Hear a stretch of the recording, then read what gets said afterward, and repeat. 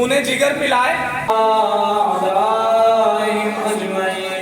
من الآن إلى قيام يوم الدين. أما بعد فقد قال إمام الحسين عليه السلام إني لم أخرج بدرا ولا أشرا ولا ظالما ولا مفسدا بل إنما خرجت لطلب الإصلاح في أمة جدي.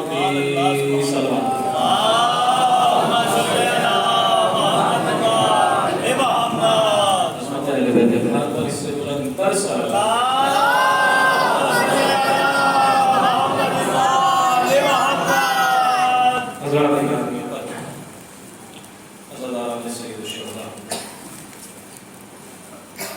شریکان مجالس قسم حسینی اور موالیان حیدر کرار، امام کے جس جملے کو سرنامہ سخن قرار دینے کا شرف حاصل کیا، اصول سعادت کے لیے ترجمہ آپ حضرات کے اذہان کے گوشگزار کرنا چاہتا ہوں. امام فرما رہے ہیں کہ دیکھو میں جو مدینے سے نکل رہا ہوں، میرے نکلنے کا مقصد کوئی ظلم و فساد برپا کرنا نہیں ہے، بل انما خرجت لطلب الاصلاح فی امت جدی. میں نکل اس لیے رہا ہوں تاکہ اپنے نانا کی امت کی اصلاح کر سکوں. پھر آگے امام نے فرمایا وَأُرِيدُ أَنْ آمُرَ بِالْمَعْرُوفِ وَأَنْهَى عَنِ الْمُنکَرِ، اور میں چاہتا یہ ہوں کہ امر بالمعروف کر سکوں اور نہیں عن المنکر. وَأُسِيرَ بِسِيرَةِ جَدِّي وَأَبِي، اور نکل اس لیے رہا ہوں تاکہ اپنے نانا کی سیرت کو زندہ کر سکوں اور اپنے بابا کی سیرت. اسی جملے کو لے کر کل گفتگو کا آغاز کیا تھا، لیکن اس سے قبل کا جو ایک جملہ ہے امام فرما رہے ہیں کہ میں چاہتا یہ ہوں کہ اپنے نانا کی امت کی اصلاح کر سکوں، اپنے نانا کی امت کی اصلاح کر سکوں. سوال آپ سے یہ ہے کہ خراب کون تھا؟ امت خراب تھی یا یزید؟ یزید فساد یزید برپا کر رہا تھا، ظلم یزید کر رہا تھا، ظلم و جور یزید کر رہا تھا، تو ہر برائی کی جڑ تو تھی یزید. لیکن امام کہہ رہے ہیں کہ میں اپنے نانا کی امت کی اصلاح کرنا چاہتا ہوں. حالانکہ کہنا یہ چاہیے تھا کہ میں اصلاح کرنا چاہتا ہوں یزید، لیکن امام کہہ رہے ہیں کہ میں چاہتا ہوں کہ امت کی اصلاح کرنا. تو آخر وجہ کیا ہے؟ شاید اس کے دو جواب ہو سکتے ہیں جو میرے کیپیسٹی ہے جہاں تک میں سوچ سکتا. پہلا جواب تو یہ کہ شاید اب یزید کا جو دائرہ تھا وہ اصلاح سے باہر ہو چکا، اب اس کے اوپر اصلاح کا کوئی اثر ہونے والا نہیں. آپ دیکھیں تاریخ طبری، اس سے اوپر کوئی حوالہ نہیں ہو سکتا تاریخ طبری سے.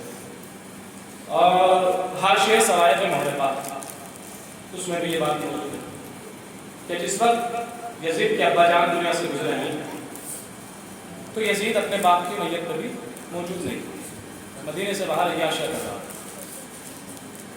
تو جو جس کے اوپر اس کے باپ کے مرنے کا اثر نہ ہو تو اس کے اوپر امام کی بات کا کیا اثر ہوگا؟ تو پہلا جواب تو یہ کہ شاید امام امت کی اصلاح اس لیے کر رہے ہیں چونکہ یزید کا دائرہ جو ہے وہ اصلاح سے باہر ہو چکا ہے، اب یزید کے اوپر اصلاح کا کوئی اثر ہونے والا نہیں. دوسرا جواب شاید یہ ہو کہ امام بتانا یہ چاہ رہے ہو کہ دیکھو میں جو امام بنا ہوں صرف 61 ہجری والوں کے لیے نہیں، تا قیامت امام کی امامت باقی رہے گی اور امام کے چاہنے والے بھی باقی رہیں گے. امام شاید پیغام یہ دینا چاہ رہے ہیں کہ دیکھو اگر میں یزید کی اصلاح کروں گا تو صرف یزید ٹھیک ہوگا، لیکن اگر معاشرے کو ٹھیک کر دیا جائے، امت کو ٹھیک کر دیا جائے تو آنے والی قوم تک یہ پیغام پہنچ جائے گا کہ دیکھو آنے والے کسی بھی دور میں کوئی بھی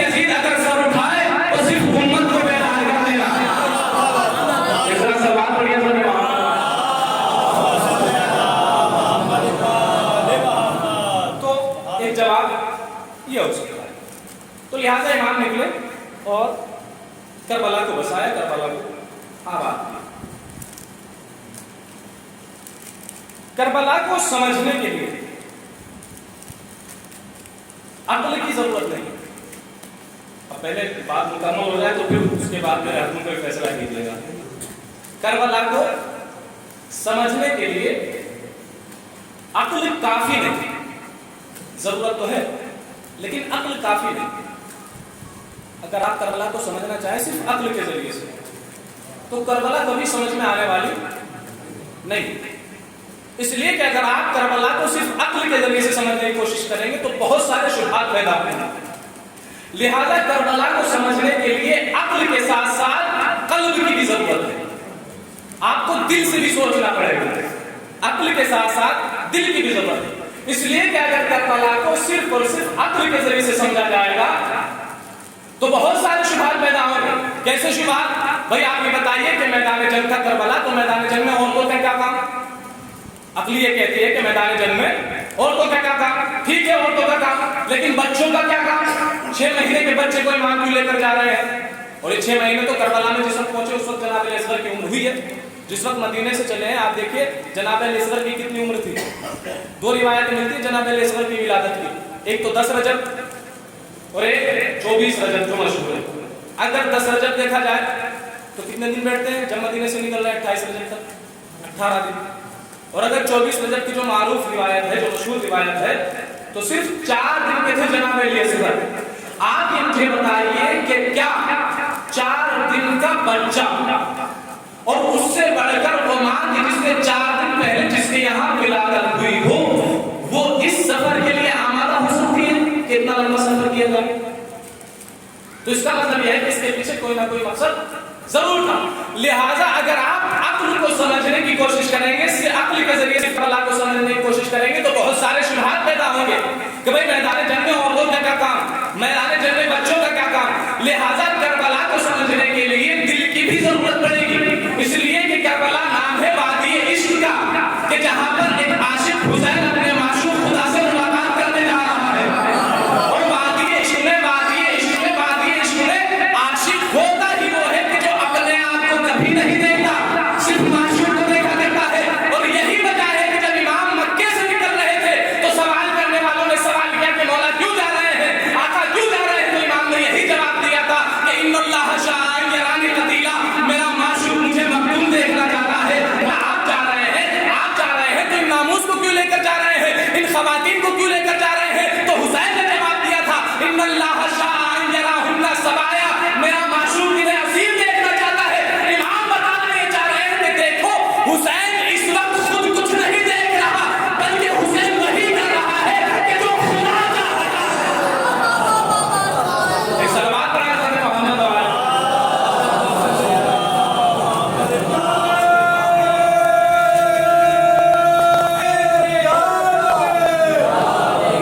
اس وقت حسین وہی دیکھ رہا ہے کہ جو ایک سلام پڑھنا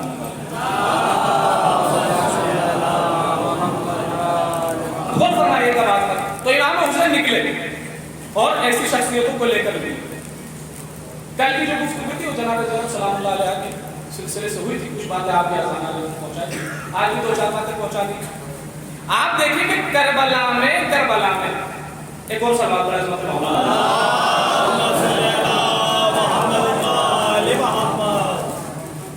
کربلا میں جتنے بنی ہاشم تھے سب کے سب اولاد ابو طالب. جو تاریخ جانتے ہیں جن کی نظر ہے تاریخ پر بات کی تائید فرمائے گے کہ جتنے بنی ہاشم تھے سب کے سب اولاد ابو طالب. اور کیوں جب کو بیان کرنے جا رہا ہوں, آپ دیکھیں کہ جب صدر اسلام کا جو مسئلہ آیا ہے, ایک سلوات پڑھے محمد والا, ایک بلند سی سلوات پڑھنے آپ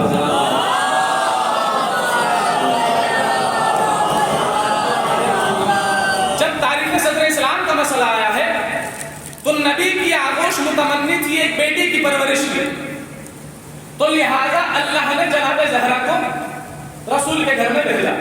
جناب زہرا کی ولادت لہذا بیٹی کے ساتھ ساتھ رسول کی آغوش متمنی تھی ایک بیٹے کی، تو اللہ نے جناب ابو طالب کے گھر میں ایک بچے کی ولادت کی کہ جس کی پرورش کی ذمہ داری کس کے سر پہ آئی؟ رسول کی۔ لہذا رسول نے ایک بیٹے کی بھی پرورش کی اور ایک بیٹی کی بھی۔ اور کیوں کی؟ اس لیے کہ جناب ابو طالب نے 40 سال 42 سال تک رسول خدا کی پرورش کی۔ تاریخ کا مسئلہ ہے کتنے سال تک؟ 42 سال تک جناب ابو طالب محمد کی پرورش کرتے رہے۔ کس طریقے سے کی؟ آپ دیکھیں کہ جب رسول کی ولادت ہوئی تو والد تو پہلے ہی دنیا سے گزر چکے تھے، اور جب 6 سال کی عمر ہوئی تو والدہ بھی دنیا سے رخصت ہو گئی۔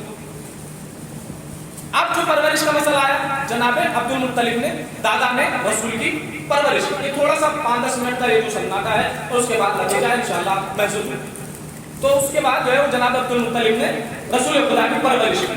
اب جب رسول خدا کے آخری جب جناب عبد المطلب کا آخری وقت آیا، بستر عبادت پر موجود ہے، اب جناب عبد المطلب کو یہ یقین ہو گیا کہ اب میں زیادہ زندہ رہنے والا نہیں ہوں، تو جناب عبد المطلب نے اپنے سارے بیٹوں کو بلایا، اور بلانے کے بعد جناب ابو طالب بھی موجود ہے۔ اب جناب عبد المطلب نے کہا کہ بتاؤ کون اس بچے کی پرورش کرے گا؟ رسول کی پرورش جب یہ اعلان کیا کہ بتاؤ کہ رسول نبی کی محمد کی پرورش کون کرے گا؟ اب جناب عبد المطلب نے جب کوئی ادھر سے جواب نہ آیا تو جناب عبد المطلب نے رسول خدا سے کہا کہ بیٹا تم خود بتاؤ کہ تم کس کی کفالت میں جانا چاہتے ہو؟ غور فرمائیے گا۔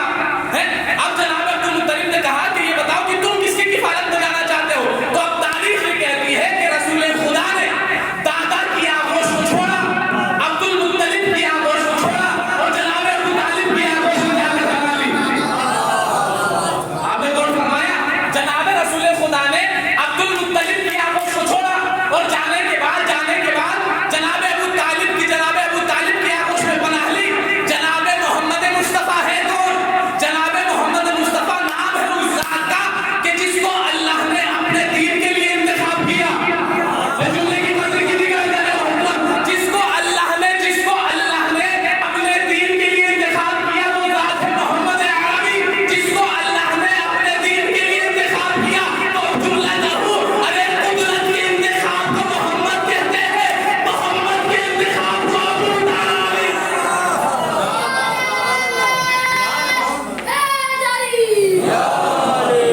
محمد کے انتخاب کو، قدرت کے انتخاب کو محمد عربی کہا جاتا ہے، اور محمد عربی جس کا انتخاب کرے اسے ابو طالب کہا جاتا ہے۔ تو لہٰذا جناب ابو طالب نے 42 سال تک پرورش کی۔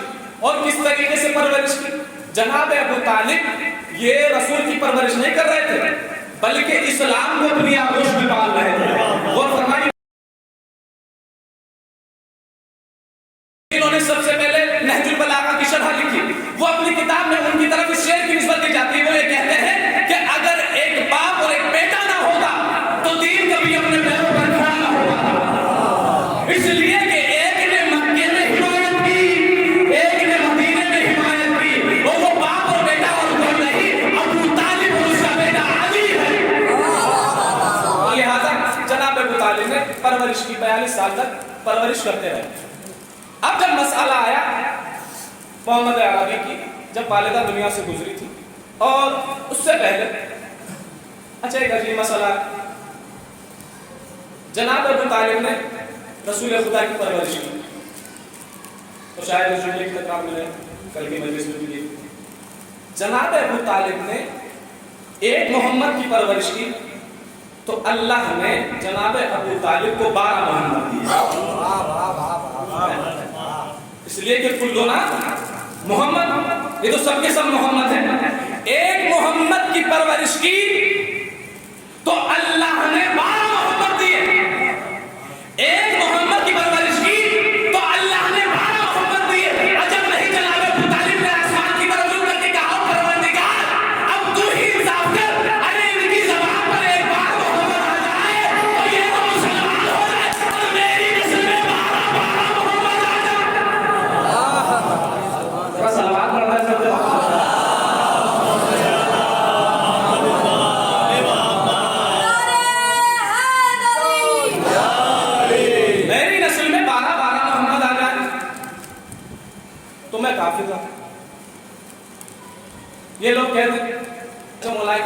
کسی نے کہا تھا کہ یا ابھی آپ کا تو مقام بالمقام الذی، آپ تو اس مقام پر ہیں اور آپ کے والد جو وہ ابو کا نعوذ باللہ خاتم بدہن فی النار، وہ تو جہنم میں جائیں گے معاذ اللہ۔ تو مولا کائنات نے وہاں پر جواب دیا، کیا کہا تھا؟ مولا کائنات کا جواب سنی خدا کی قسم۔ مولا کائنات نے فرمایا تو میرے بابا کو یہ کہتا ہے کہ وہ جہنم میں جائیں گے؟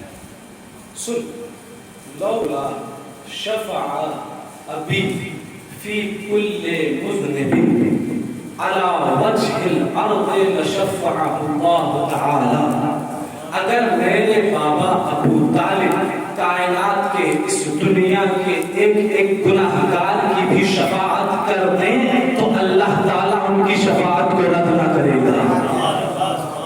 جناب ابو طالب کے اور تو کہتا ہے وابی فی النار وابنہ قسیم النار والجنہ، کیا کہنے ہیں سبحان اللہ، کہ میرے بابا اور ان کا بیٹا وہ قسیم النار والجنہ۔ تو جناب ابو طالب نے پرورش کی 22 سال تک حمایت کرتے رہے دین کے لیے۔ جناب ابو طالب بہت جلدی جلدی اپنی منزل کی طرف آئے، اور جب جناب خدیجہ کی نگاہ محمد عربی پر پڑی، آپ دیکھیں جناب ابو طالب کے مقام کا اندازہ لگائیے۔ اور جب جناب محمد عربی کی محبت جناب خدیجہ کے دل میں گھر کر گئی تو اب بلایا میسرہ کو، کہا کہ میسرہ جاؤ اور جا کر محمد عربی کے پاس ہمارا رشتہ لے کر جاتے۔ آپ سب واقعی ان باتوں سے بہت جلدی میں اپنی منزل کی طرف آنا چاہتا ہوں۔ کیا کہا کہ جاؤ ہمارا پیغام عقد لے کر جاؤ رسول کے پاس، کہ دیکھو وہ شادی کے لیے آمادہ ہے یا نہیں، عقد کریں گے یا نہیں۔ میسر آیا، آنے کے بعد رسول سے پوچھا کہ یا رسول اللہ میری شہزادی آپ سے عقد کرنا چاہتی ہے، آپ بتائیے آپ کی کیا مرضی ہے؟ جناب رسول خدا نے مسکرا کر جواب دیا کہ میں اپنے چچا سے پوچھ کر بتاؤں گا، میں اپنے چچا سے پوچھ کر بتاؤں گا۔ بھائی اور کیا آپ نے؟ میں اپنے چچا سے پوچھ کر بتاؤں گا۔ بھائی رسول کی زندگی کو دو حصوں میں تقسیم کرو، ایک حصہ وہ ہے کہ جب رسول نے اعلان نبوت کیا تو جب اعلان نبوت کیا تو اللہ نے پہلا لگایا وما ينطق عن الهوى، یہ کچھ بولتا ہی نہیں ہے، بس وہی بولتا ہے کہ جو اللہ کی وحی ہوتی ہے، وہی کہتا ہے کہ جو اللہ کہتا ہے۔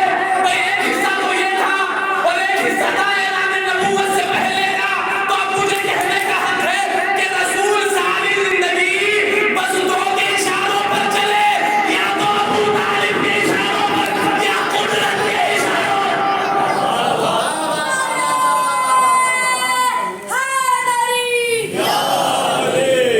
یا تو ابو طالب کے اشاروں پر چلے یا قدرت کے اشاروں پر چلے۔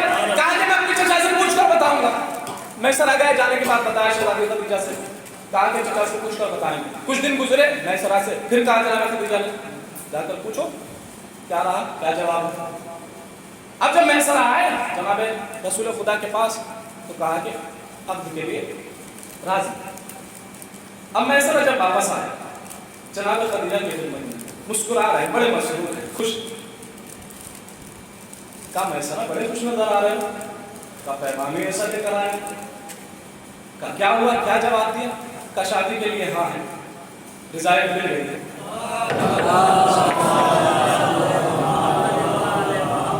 کہا شادی کے لیے ہاں ہے، رضایت مل گئی ہے۔ اب جناب خدیجہ بھی مسرور، جناب خدیجہ بھی خوش ہو رہی ہے۔ اب جناب خدیجہ نے خوش ہو کر 1000 درہم ایک تھیلی اشرفیوں کی اور درہم کی میسرہ کے حوالے کی، میسرہ نے واپس کر دیا۔ تو کیا ہوا، کم لگ رہے ہیں؟ اب جناب خدیجہ نے اپنے سارے کنجی جو تھی، جو بھی خزانے کی چابی تھی، ساری میسرہ کے حوالے کر دی اور کہا کہ میسرہ جتنا چاہیے اتنا لینا، جتنا چاہیے اتنا لے جاؤ۔ میسرہ نے چابی بھی واپس کر دی، کہا مجھے خزانہ تو چاہیے نہیں، مجھے دولت تو چاہیے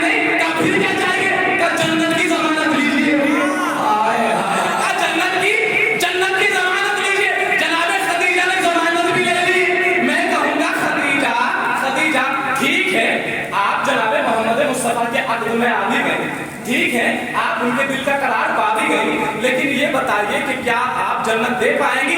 کیا مطلب؟ تب میں کہنا یہ چاہ رہا ہوں کہ کیا رسول کی کسی بیوی کو یہ حق ہے کہ وہ کسی کو جنت دے؟ رسول کی کسی بیوی کو یہ حق ہے کہ وہ جنت دے، کسی کو جنت دے؟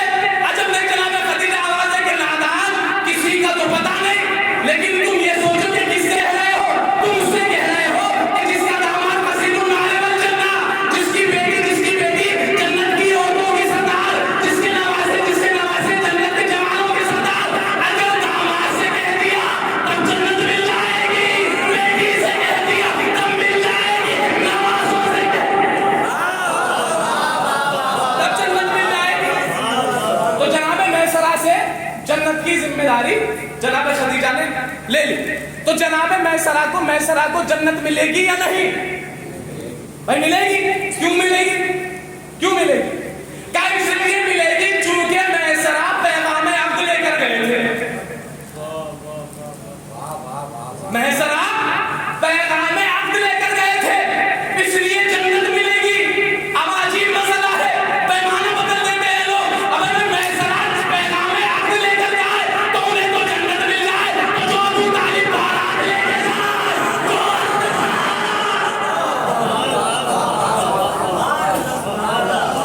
سلوات پڑھنا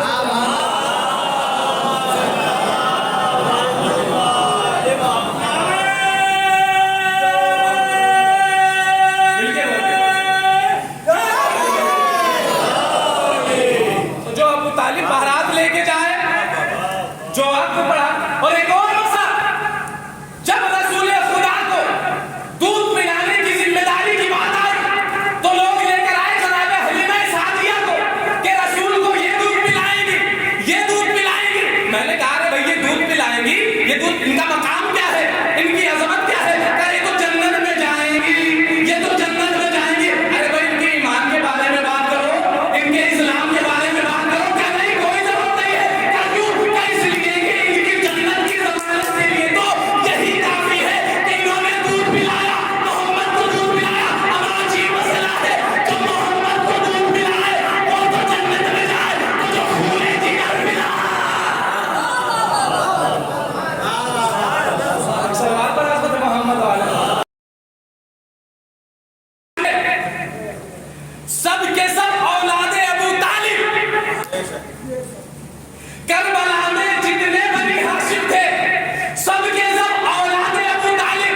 بھائی اسلام پھیلا ابو طالب کی محنت سے، اسلام پھیلا ابو طالب کی محنت سے، اور کربلا میں جتنے بنی ہاشم تھے سب کے سب اولاد ابو طالب۔ تو اس کا مطلب یہ عزیزو یہ ہے کہ اسلام کو پھیلانے میں بھی ابو طالب کا کردار، اسلام کو بچانے میں بھی ابو طالب کا کردار۔ ابو طالب دوڑ رہا تھا، یہ جو دشمنوں سے جنگ کر رہا تھا یہ خون ابو طالب دوڑ رہا تھا۔ عباس کی رگوں میں خون ابو طالب دوڑ رہا تھا، علی اکبر کی رگوں میں خون ابو طالب دوڑ رہا تھا، حسین کی رگوں میں خون ابو طالب دوڑ رہا تھا۔ اور جملہ کہوں یہ بازار کوفہ میں زینب نہ بول رہی تھی، خون ابو طالب بول رہا تھا، خون ابو طالب بول رہا تھا۔ اور یہی وجہ ہے کہ جب جناب زینب کبریٰ نے بازار کوفہ میں خطبہ دینا چاہا، ایک عجیب ہنگام، ایک عجیب شور، عجیب آوازیں، اونٹوں کے گلے میں، ناکوں کے گلے میں جو گھنٹیاں پڑی ہوئی تھی شور آ رہی تھی، ایک عجیب ہنگام تھا۔ یزید جیت گیا، ایک مرتبہ علی کی بیٹی نے علی کے لہجے کو اختیار کیا، وَأَوْمَعَتْ بِالْيَدِ، اور اپنے ہاتھ سے ایک اشارہ کیا، اور جیسے اشارہ کیا تو روایت میں لکھتے ہیں فَارْتَدَّتِ الْأَنْفَاسُ وَسَكَنَتِ الْأَجْرَاسُ، لوگوں کی صدائیں ان کے سینوں میں گھٹ کر رہ گئی، جو گھنٹی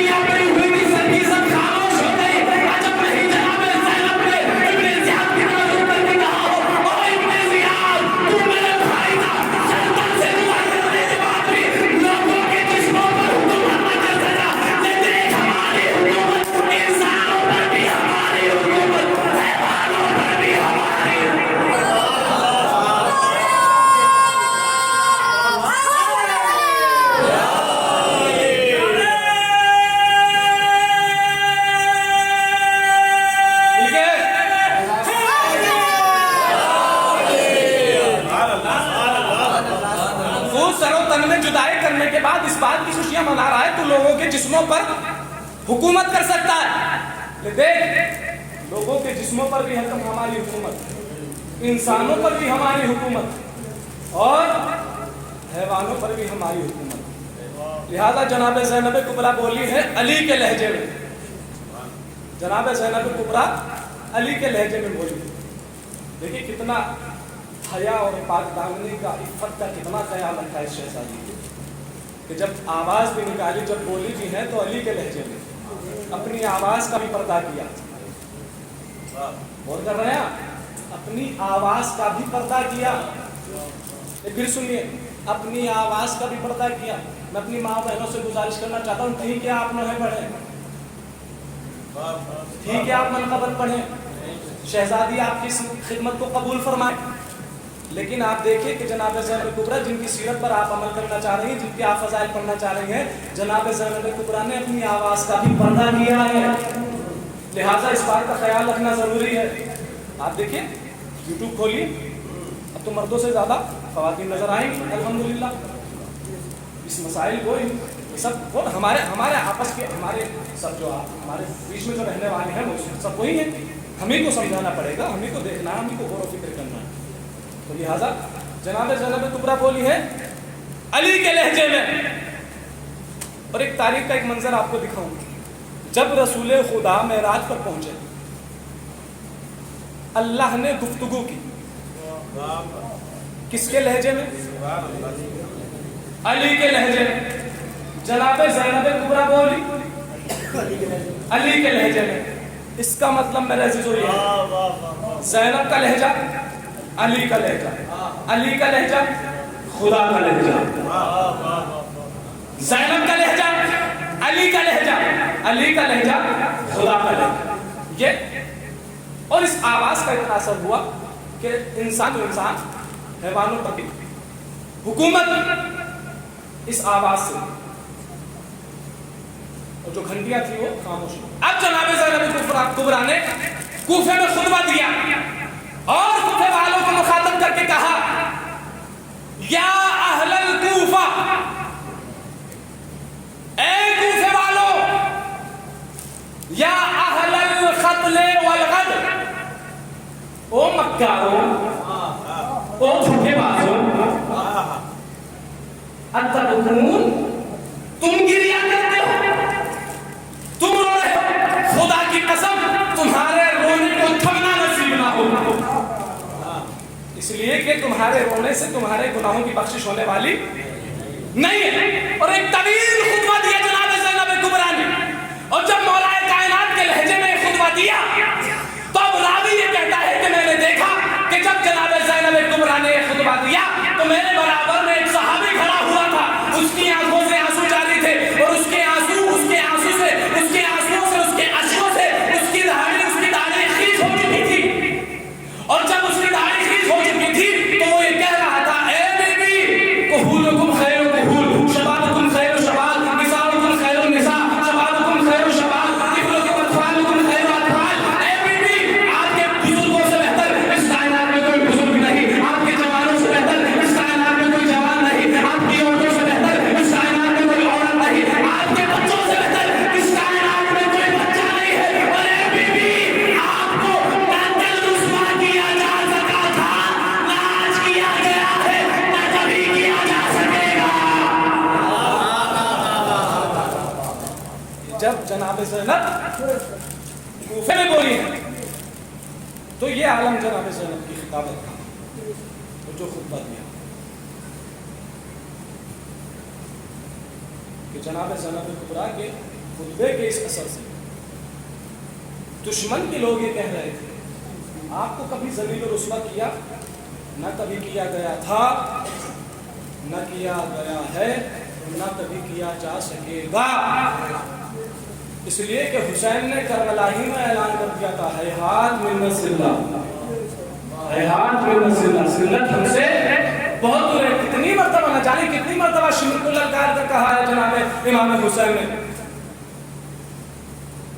अत्ताई वन्नताई अदरकत बैन अस्मतैन बैन सिल्लत व सिल्ला, हैहात मिन सिल्ला।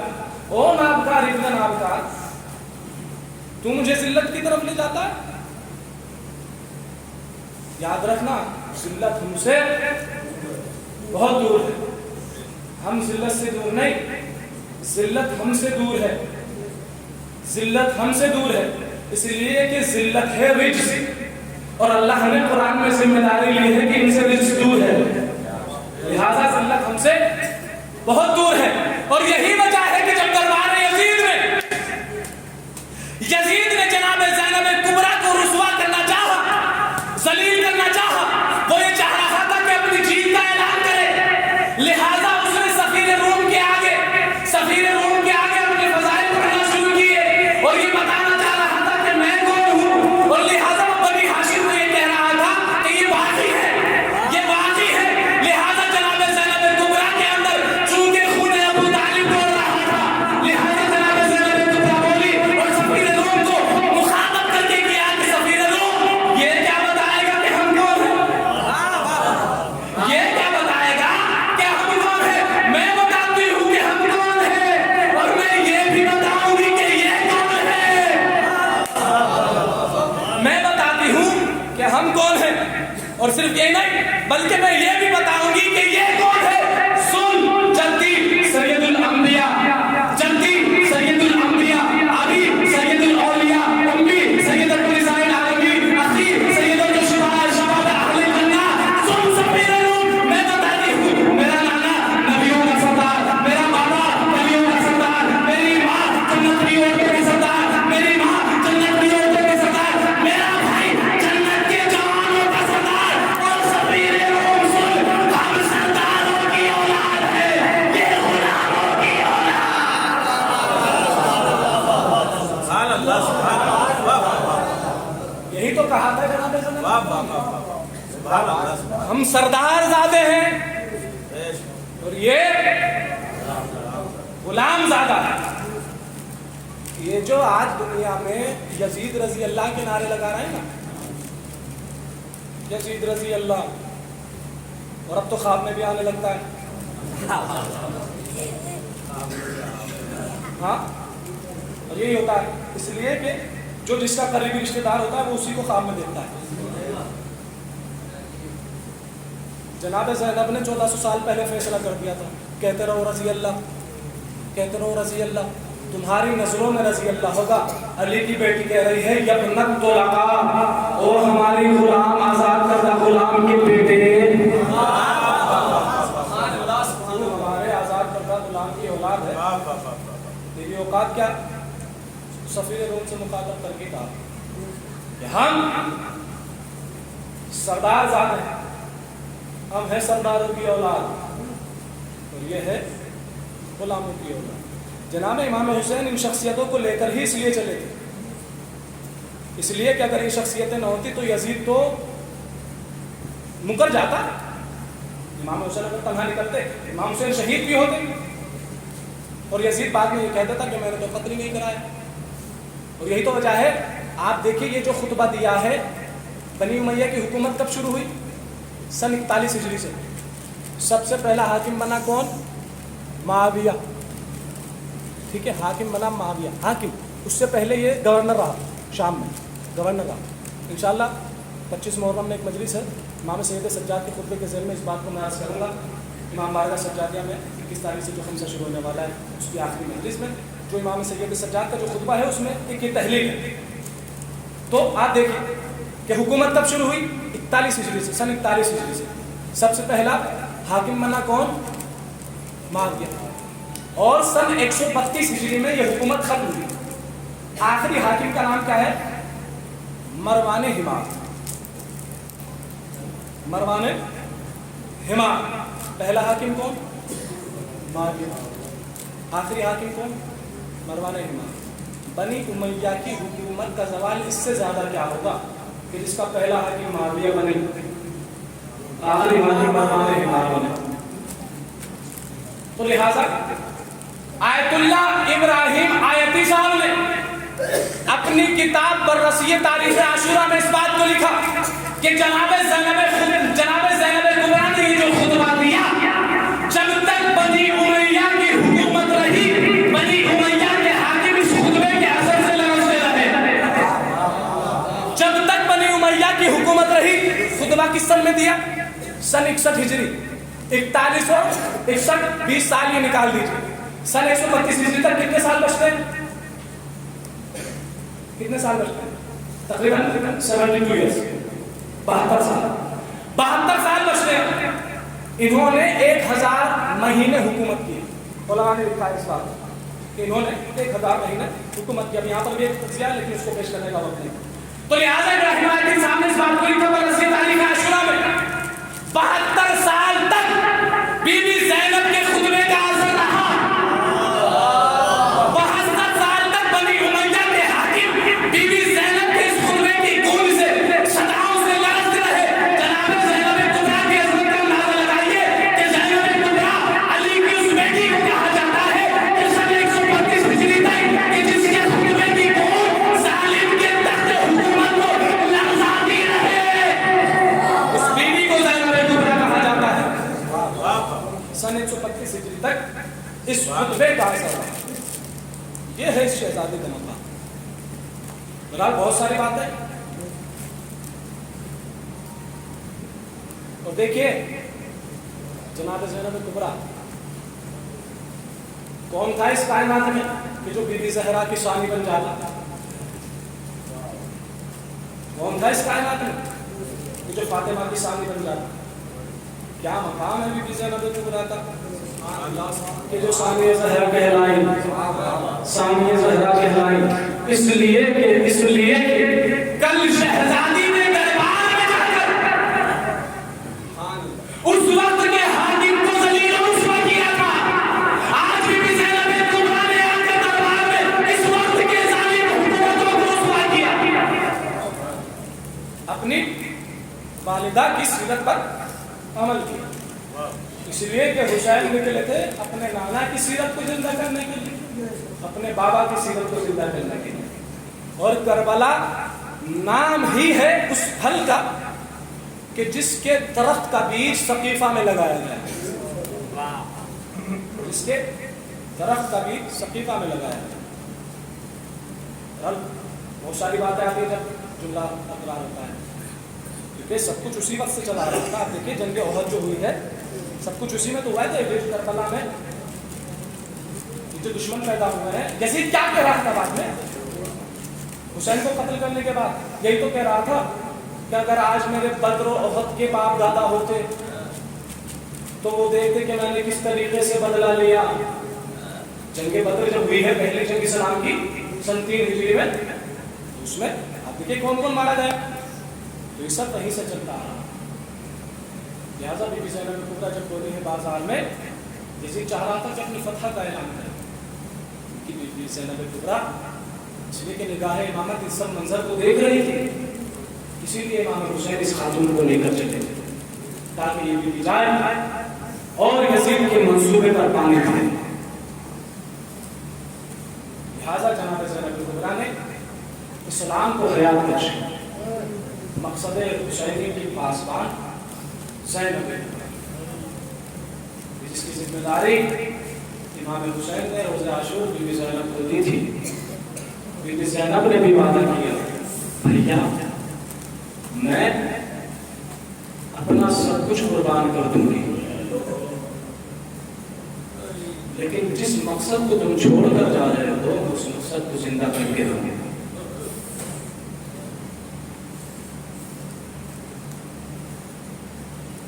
شام غریبہ میں جب خیام حسینی آگ لگی, یہی بی تھی کہ جو امامت کو اپنے دوش پر اٹھا کر نکالا, اس لیے کہ بھیا سے کیا وعدہ نبھانا. 2-3 باتیں سن لیجیے. اسلام میں جو ذبح کیا جاتا ہے جانور, اس کے 3 طریقے. سب سے پہلا طریقہ ذبح کا, جو ذبح کیا جاتا ہے کہ جانور کی 4 رگیں کاٹی جائیں, آگے وہ ذبح ہو جائے.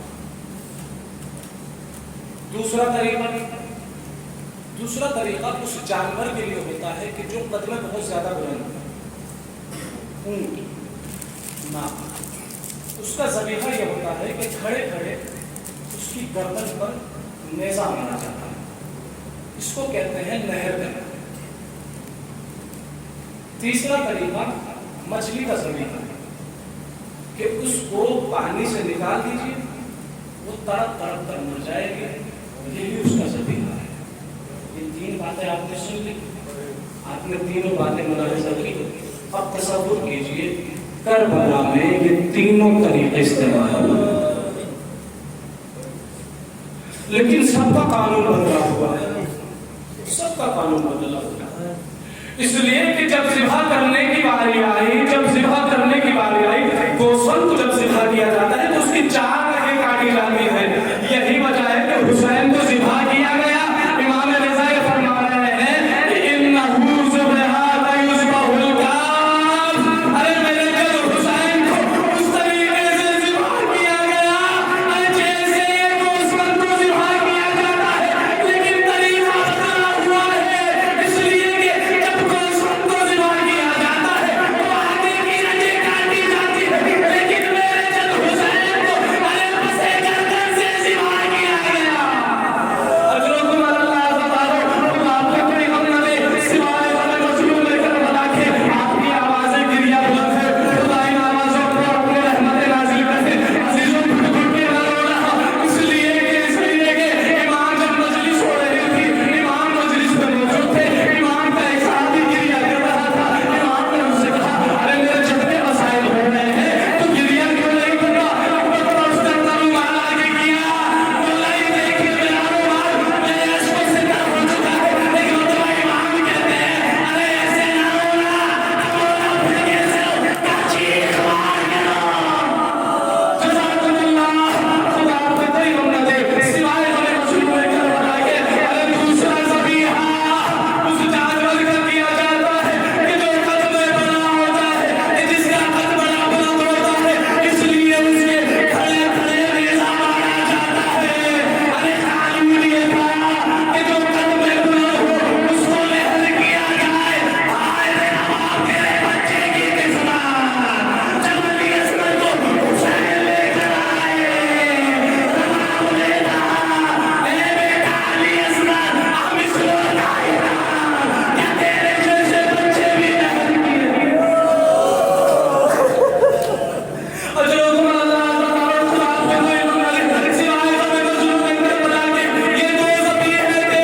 ارے تیسرا ذبیحہ مچھلی کا ذبح کرنا، ارے جس کو پانی سے نکال دیا جائے تو تڑپ تڑپ کے آ جائے، ارے یہ طریقہ زینب کبریٰ کے ساتھ، اس لیے کہ زینب کو جب شام حریمہ میں ارے چادر چھلی، زینب ذبح ہوئی، بھائی کے لاشے سے گزارا گیا، زینب ذبح ہوئی، بازار کوفہ، نامحرموں کا مجمع، بازار شام۔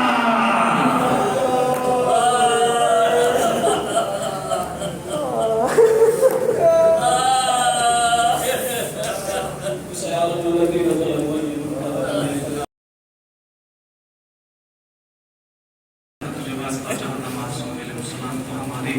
اس قلیل سے عبادت کو قبول فرما۔ میرے معبود جو عزادار طیب الغنا میں بیٹھے ہوئے ہیں، حسین پر آنسو بہائے ہیں میرے معبود، ان کی آنکھیں اشکبار ہیں، پروردگار ان کی دعاؤں کو رد نہ فرمانا۔ پروردگار تجھے واسطہ محمد و آل محمد